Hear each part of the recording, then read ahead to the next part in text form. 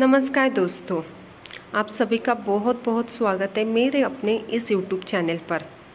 दोस्तों, आज मैं आपके लिए लेकर आई हूँ एक मोटिवेशनल स्टोरी। जी हाँ, और इस स्टोरी का टॉपिक भी बहुत ख़ास है।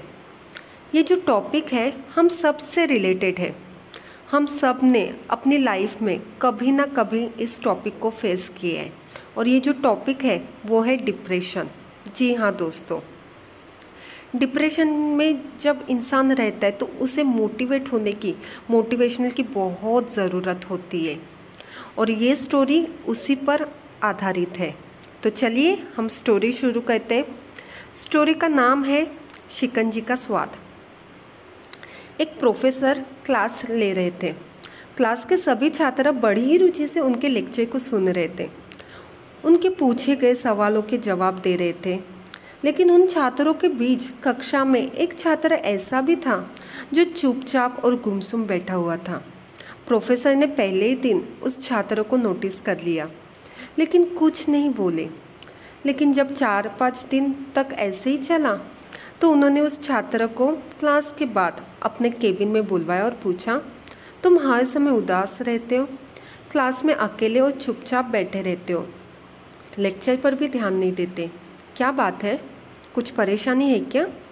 सर, वो छात्र कुछ हिचकिचाते हुए बोला, मेरे अतीत में कुछ ऐसा हुआ है जिसकी वजह से मैं परेशान रहता हूँ, समझ नहीं आता क्या करूँ। प्रोफेसर भले व्यक्ति थे। उन्होंने उस छात्र को शाम को अपने घर पर बुलवाया। शाम को जब छात्र प्रोफेसर के घर पहुँचा तो प्रोफेसर ने उसे अंदर बुलाकर बैठाया। फिर स्वयं किचन में चले गए और शिकंजी बनाने लगे। उन्होंने जानबूझकर शिकंजी में ज़्यादा नमक डाल दिया।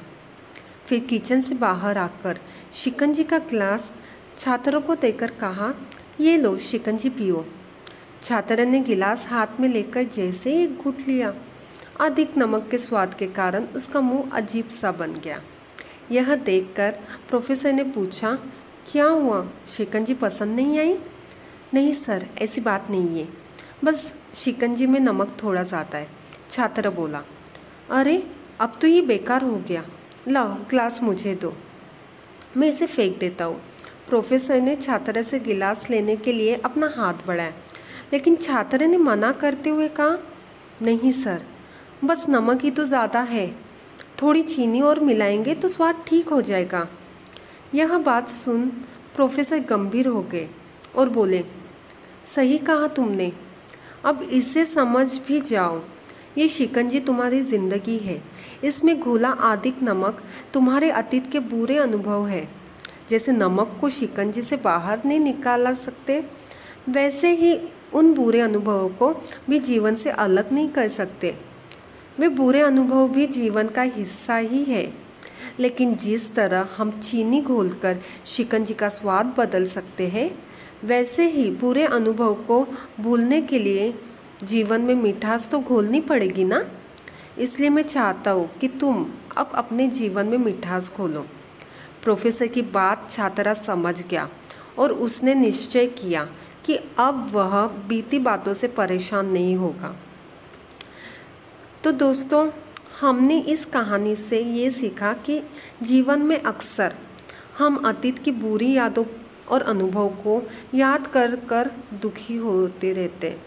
इसी तरह हम अपने वर्तमान पर ध्यान नहीं देते और कहीं ना कहीं अपना भविष्य बिगाड़ लेते हैं।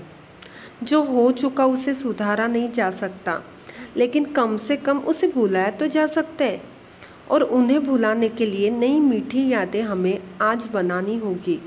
जीवन में मीठे और खुशनुमा लम्हों को लाइए, तभी तो जीवन में मिठास आएगी। तो दोस्तों, ये थी आज की स्टोरी।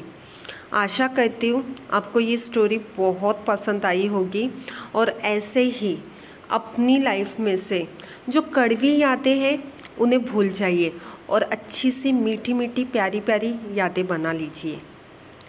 तो दोस्तों, अब मैं आपसे विदा लेती हूँ और अपना ये स्टोरी यहीं पर ख़त्म करती हूँ।